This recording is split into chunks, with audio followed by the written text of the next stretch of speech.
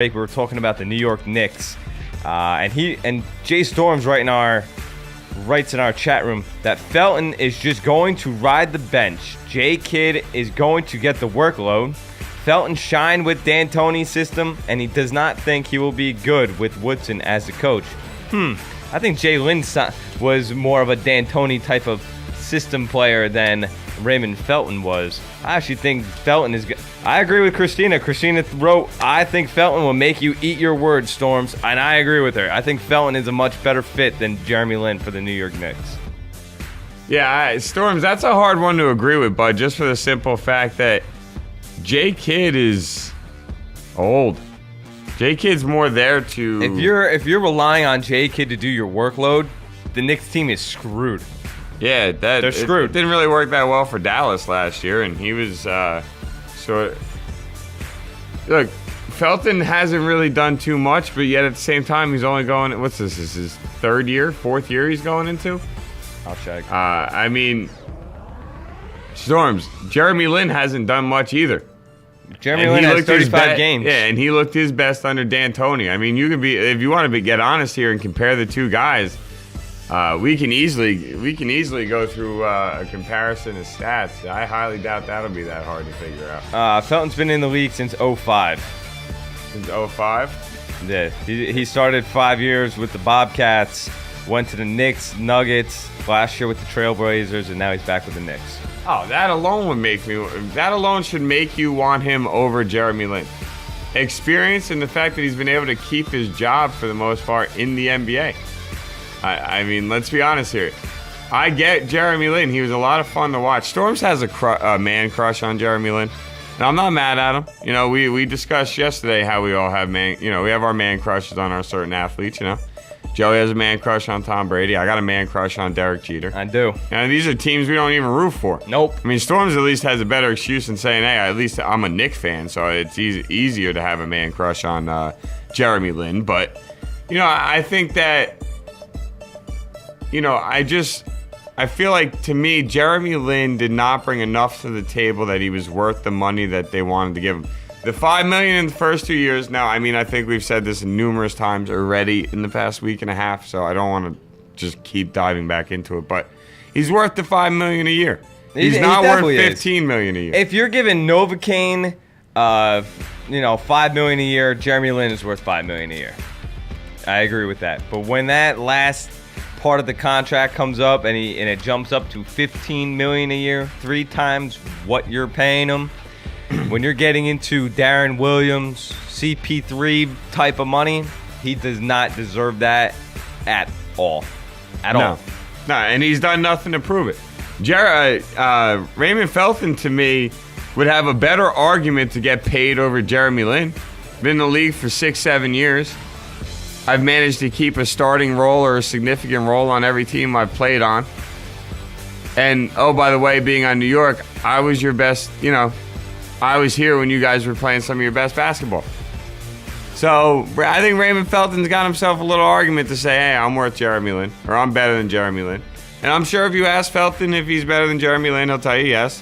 And if you ask Jeremy Lin if he's better than Felton, he'll tell you yes. That's just what NBA players do. They believe they're the best of the best. I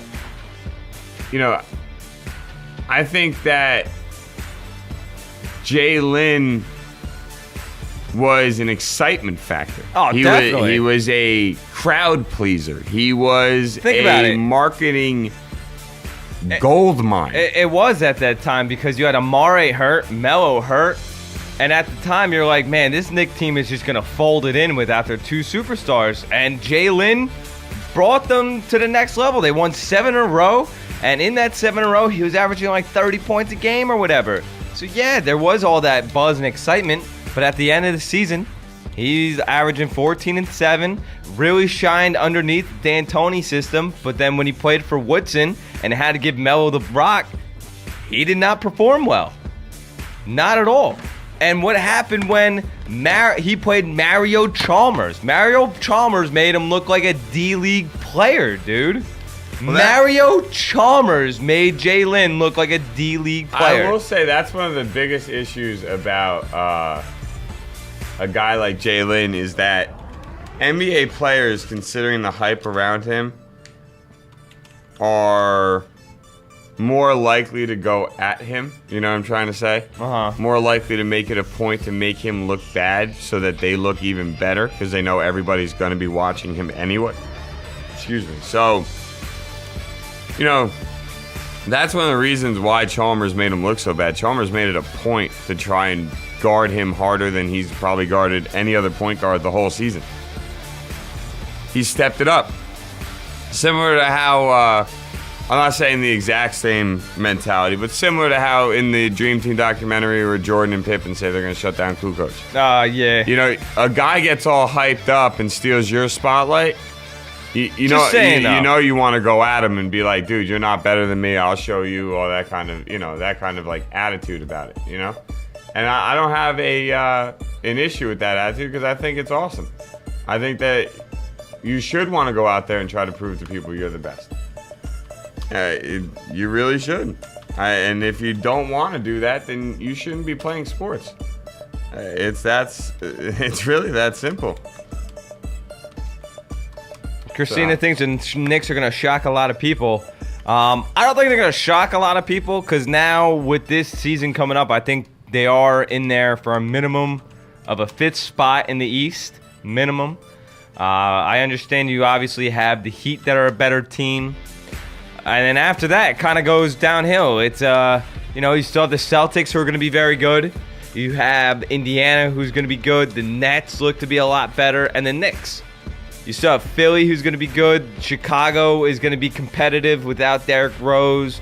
Orlando, you don't know what's going to happen with them after Dwight Howard.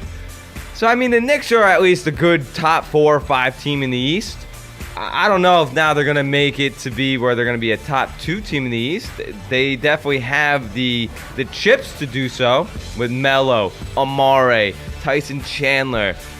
They have a good bench now with Novocaine coming off the bench, Marcus Camby, Jason Kidd. You got J.R. Smith. I don't know if he's going to start or come off the bench, but they're a better team this year than they were last year already. Just on paper.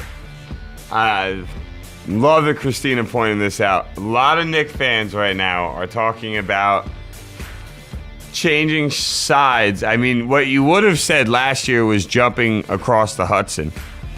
But now we can't say that anymore because the Nets are now in Brooklyn. So you have a lot of Knicks fans saying that they're going to jump ship and become Nets fans. I think that's hysterical. I mean, I get it because of everything Knicks fans have been through in the past couple years.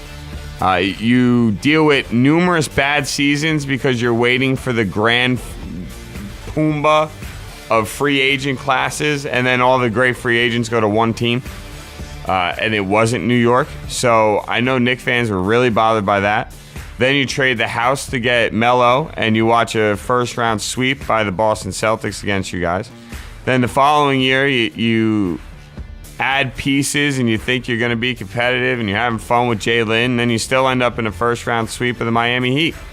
So Knicks fans are running out of patience. I thought they won one. No, they won a game. They went to game 5, so they won a game. Yeah, all right. So remember they won a game. Jalen was 85% for game 5. Didn't want to play. Yeah. So it's either which way. If you're a Knicks fan, I get it. I understand where you're coming from in the aspect of not wanting to stick with your team because of the moves they have made. But if you're a real Knicks fan, a true Knickerbocker fan, and real Knicks fans know what I mean by saying Knickerbocker, that's their original name of the New York Knicks. But there you go, Storm. It's a perfect way to put it. I am always an unhappy fan. I am always an unhappy Knicks fan for life.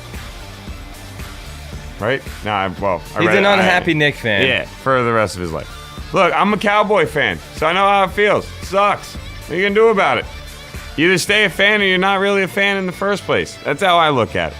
So if you want to root for the Brooklyn Nets, fine, root for the Brooklyn Nets. But don't you dare call yourself a Brooklyn Nets fan and no longer a Knicks fan. You should be ashamed of yourself. Storms wrote in the chat room earlier that that the Knicks are a bottom 4 team and that they can't even beat the Nets. Look, the Nets are a good team, But you don't know who else on the team yet. Exactly. I mean, yes, on paper they look good. I mean, they're going to have Darren Williams, Joe Johnson, Gerald Wallace, probably Humphreys, and Lopez as your starting five, which is good. That is a solid starting five. That's solid starting but five. Who's your bench? Exactly. Who's the bench going to be? Who's your bench? I mean, look, let's be honest, They just signed gentlemen. Jerry Stackhouse, who's like 18 years into the league. Yeah, you look at the NBA Finals this year, and yes, LeBron James took over, but who hit some of the biggest shots in the entire game? They're bench players. So I think the Nets will be much improved and definitely a playoff team, but I don't think they're going to be anything special this season. I think next year, on the other hand, and the year after will be different for the Nets. But this coming season, I think the Knicks are a better team. And you also got to keep in mind from the Nets' point of view, even from the Knicks' point of view, it takes time to build chemistry. Last year, none of these teams had a training camp. None of these teams had the opportunity to get together and practice before the season started. And none of these coaches had a chance to get with their players and implement systems and the whole 9 yards. Look, maybe it's not as detailed and integrated as football when it comes down to the information that needs to be figured out and all that kind of stuff. But these guys still need practice time. They still need to get together and, lay down game plans and figure out how they want to approach the season and how they want to go about things and all that. So before we make any judgment on the Knicks, the Nets, on whether Jalen was the right choice, the wrong choice, whether Raymond Felton's the right or the wrong choice, you got to wait until the year is done. Or at least the All-Star break. I mean, let's be honest. Let's at least let these guys play 40, 50 games before you make your decision. Yeah, let's at least let them play 20 games. I mean, let's go let them play something. Look, I look at it like this. I have the feeling that you'll have an idea of how good the Knicks, Nets, and I'm going to say the Rockets just because of Jalen going there, how good those three teams are going to be before Dwight Howard leaves Orlando. I just have that feeling. I feel like Howard's not going anywhere until like January. So it's going to be a fun season. I can't remember the last time the NBA had so much off-season drama and hype. There's a lot of hype and whatnot going around. Yeah, I mean, you go back to the decision year. Oh, and God. outside of that, I don't ever remember the NBA having an off season like this.